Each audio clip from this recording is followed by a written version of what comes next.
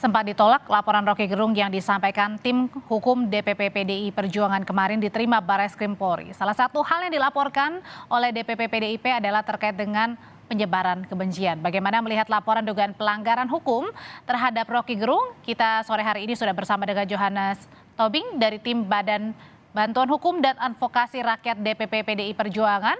Juga ada Ketua Badan Pengurus Nasional Perhimpunan Bantuan Hukum dan Hak Asasi Manusia Julius Ibrani dan tenaga ahli utama KSP Johannes Joko. Sore Bapak-bapak.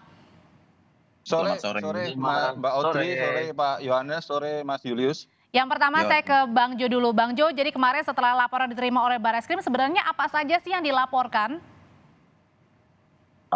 Ya, kami memang dari pagi sampai malam cukup alot diskusinya, bahkan perdebatannya cukup keras juga.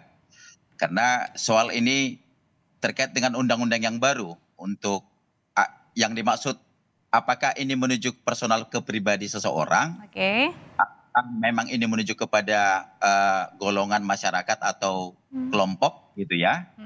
Maka perdebatan kita itu menuju kepada bahwa memang kami menyampaikan ke penyidik bahwa sudah terjadi ini keonaran, sudah terjadi kegaduhan di tingkat nasional.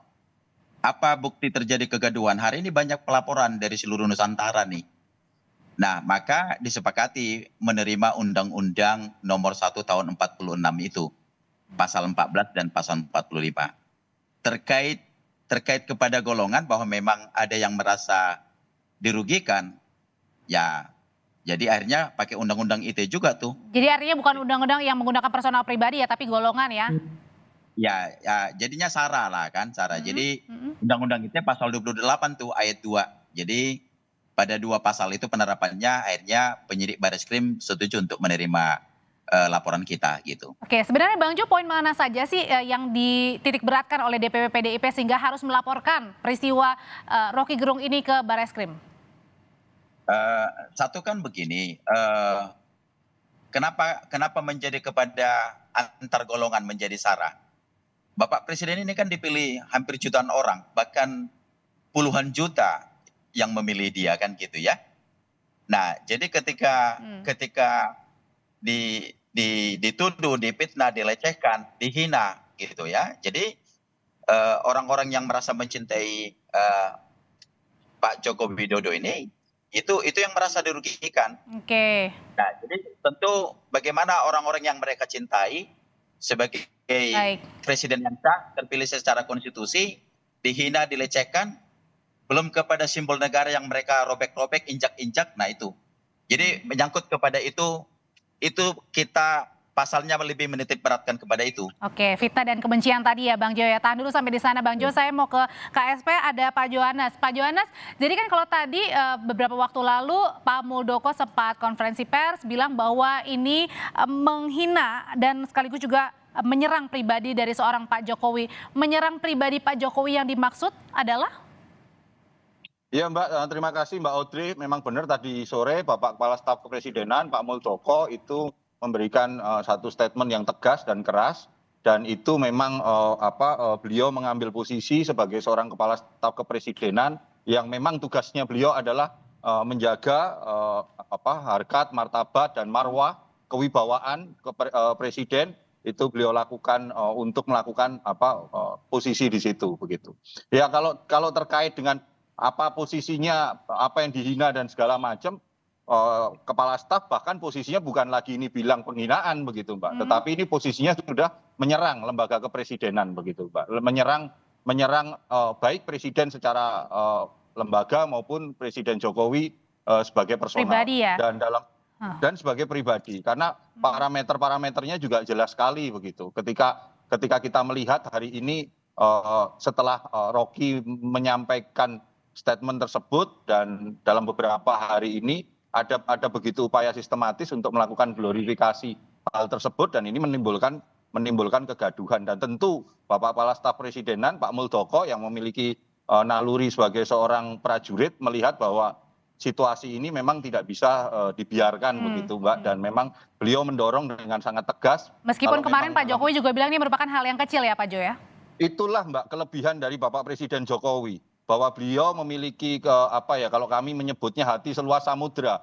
Tetapi posisi ini kan dengan kepala staf kepresidenan sebagai seorang penjaga gitu Mbak, sebagai seorang yang memang harus membela presiden begitu. Beliau melihat ini ada satu persoalan, ada satu problem yang memang sangat serius. Karena dalam beberapa hari terakhir ini justru malah ada pihak-pihak yang melakukan glorifikasi terhadap hal ini begitu, dan ini menjadi tidak baik karena bagaimanapun juga ya norma-norma ketimuran kita, norma-norma publik kita, apapun alasannya, apapun diksinya, saya yakin siapapun tidak ingin orang tuanya, apalagi pemimpinnya mendapat perlakuan seperti ini gitu.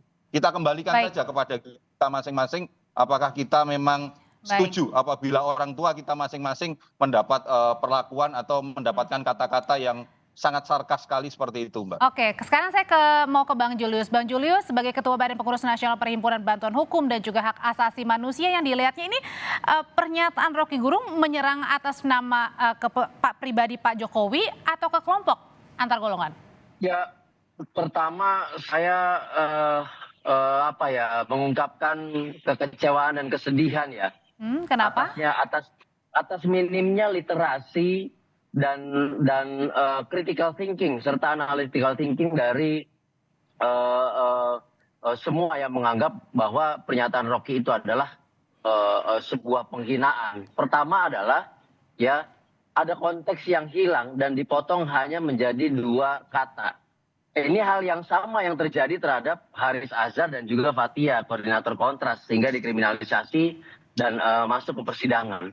Nah, literasi ini ya, yang saya mau katakan adalah dia menghilangkan konteks dalam 2 indikator.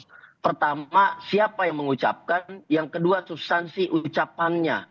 Ya, dari awal saya bilang di berbagai macam media massa, Roky Gerung tidak hanya dalam 1-2 periode atau bahkan 1-2 presiden bersikap kritis dengan berbagai macam konteks kekritisannya dan juga dengan berbagai macam sikap serta gaya bahasanya. Sudah puluhan tahun dia melakukan itu. Yang kedua adalah Roky Gerung menyasar pada satu momen kenegaraan di mana lembaga kepresidenan berkunjung ke Tiongkok lalu bicara soal kebijakan kenegaraan, kebijakan publik yang namanya IKN. Jadi tidak ada sama sekali unsur personalitas sebagaimana yang disebut penghinaan, karena bicara. Tapi kemudian dengan kata-kata yang tidak pantas yang diucapkan Pak Roky Gerung? Tidak pantas karena kurang literasi, makanya saya mau menjelaskan itu, Mbak. Jadi silakan. Kalau dikatakan itu tidak pantas, tidak wajar, karena dia menghilangkan konteks yang saya sampaikan barusan. Malah saya mau katakan kenapa saya sedih, saya kecewa ya. Di tahun 412 sebelum Masehi nih.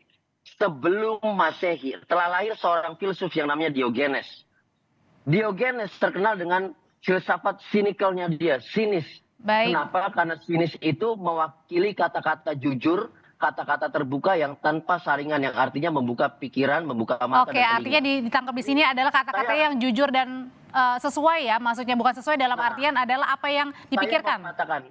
Saya mau gambarkan ceritanya dulu gini, ini bagian dari literasi publik juga. Diogenes pernah ditanyakan oleh Alexander the Great, Alexander Agung ketika itu. Ditanyakan, Diogenes, kenapa kamu berkelindan, bolak-balik badan, mengacak-acak sampah? Apa yang Diogenes katakan? Saya mencari tulang belulang ayahmu, tapi saya tidak menemukannya karena tidak bisa saya bedakan dari para budak-budaknya yang mati. Baik. Tahan dulu sampai di sana, Bang Jo. Kata-kata yang sarkas, tapi tidak personal. Oke, sarkas tidak personal, tahan dulu sampai sana. Bang Jo, saya mau tanyakan ke DPP dulu. Kalau dari DPP, gimana tuh nanggepin dari Bang Julius bahwa ini sebenarnya sesuatu yang murni, jujur yang dikatakan, dan ini tidak ada menyerang personal pribadi Pak Jokowi kok, Bang Jo? Enggak, maksud ini ke saya nih pertanyaannya. Ya. Jadi, nah saya kalau menyikapi kan, selama ini kan Roky Gerung itu kan berlindung di balik pernyataan itu. Jadi selalu dia bilang, presiden itu kan bukan perorangan, itu lembaga yang kita pilih sekali dalam 5 tahun. Maka saya hanya mengkritisi, kalaupun saya lecehkan, yang saya lecehkan kan presidennya, lembaganya gitu loh. Nah, maka pertanyaan kita kemudian, di saat mana kita bisa membedakan melepaskan diri pribadi antara individunya Jokowi atau dengan dia melepaskan dirinya sebagai presiden. Nah, jadi kita sih menyikapi artinya, dan jangan juga Rocky Gerung ini kan selalu dibilang, loh ini kan kebebasan kita untuk berpendapat, membebaskan segala apa yang kita pikirkan. Ya tetapi nggak bebas juga dong kamu hina-hina, nginjak-nginjak, apalagi simbol negara yang sudah kamu robek-robek. Jadi maka selain kita dari DPP bahwa Pak Jokowi ini kan adalah kader kita dari PD Perjuangan. Nah, saya pribadi termasuk orang yang memilih beliau gitu loh. Dan ini sah secara konstitusi. Ketika Rocky Gerung ini seenak perutnya, seenak mulutnya bicara, menginjak-injak, melecehkan, menghina Presiden Joko Widodo, maka ya saya pribadi juga murka ini, saya marah. Maka dengan sikap yang tegas saya laporkan dia ke Bareskrim Mabes Polri kemarin. Oke. Oke, kalau gitu dari Pak Jo sendiri, kalau dari Istana dan juga KSP ini melihatnya bagaimana antara tadi ya kebebasan berpendapat dan dugaan menyerang pribadinya Pak Jokowi? Ya Mbak, kalau kita mau lihat Mbak, sebenarnya kan ini sebenarnya apa sih, kalau kita mau bermain-main dengan diksi, kemudian kita mau bermain-main dengan kontekstual dan segala macam, ya bisa saja kita bermain seperti itu gitu. Tetapi kan yang fakta yang ada hari ini, ketika saya pulang ke rumah, anak saya itu bertanya, "Pak, apa artinya kata itu?" kepada yang ditujukan kepada presiden. Ketika saya bertemu dengan masyarakat di bawah hari ini, mereka bertanya, apa iya itu ada kepantasan seperti itu? Maka Mbak, kalau menurut saya, ayo kita kembalikan kepada diri kita masing-masing. Apakah kita rela, apakah kita mau orang tua kita diperlakukan, dikata-katain seperti itu? Maka saya ingin menegaskan Mbak, Bapak Jokowi itu sebagai orang tua biologis, dia hanya punya 3 anak. Tetapi beliau sebagai seorang pemimpin, siapapun, bisa Pak Prabowo, bisa Pak Soeharto, bisa Pak Karno. Sebagai seorang pemimpin, beliau punya jutaan anak-anak ideologis. Yang anak-anak ideologisnya itu memiliki tingkat emosional yang berbeda-beda. Inilah yang harus kita jaga Mbak. Dalam situasi tahun politik hari ini, janganlah kita justru malah para elit berdansa-dansi gini, para intelektual bermain kata-kata hanya untuk memperkeruh suasana. Itu dari saya Mbak. Jadi artinya adalah dilihat di sini ada di balik makna dari kata-kata yang diucapkan seorang Rocky Gerung terkait dengan tadi ya, penggorengan di politik. Tidak perlu kita melihat makna dan segala macamnya. Masyarakat sekarang tahu. Umum, Anda tanya ke masyarakat bahwa arti kata itu apa, dan itu ditujukan secara sarkas, apa tujuannya. Itu yang mereka tahunya seperti itu, dan kemarahan dan emosi masyarakat di bawah, terutama di kalangan para pendukungnya Bapak Presiden, itu hari ini kantor staf Presiden lagi terus berupaya untuk mencoba menahan itu. Dan sikap positioning kami tegas. Ini bukan lagi penghinaan, tapi ini adalah upaya untuk menyerang marwah, martabat, dan kewibawaan presiden. Oke, terakhir ke Bang Julius. Bang Julius, kalau dilihatnya ini menyerang martabat marwah Pak Presiden, kemudian juga ada di balik makna dari kata yang diucapkan Rocky Gerung di tengah manasnya politik. Saya kasih yang enteng dulu ya. Ya. Presiden Jokowi sudah menganggap bahwa itu bukan masalah. Jadi semua yang menganggap itu masalah tidak dapat mengatasnamakan Presiden Joko Widodo. Yang kedua adalah Presiden Joko Widodo dan juga DPR ya menyusun sebuah KUHP baru di mana delik penghinaan ini adalah aduan. Jadi harus presiden langsung. Nah, semuanya ini mematahkan statement-statement tadi dari Bang Tobing ataupun Bang Jo. Nah, saya mau satu lagi begini. Saya akan stick pada persoalan kekurangan literasi ya.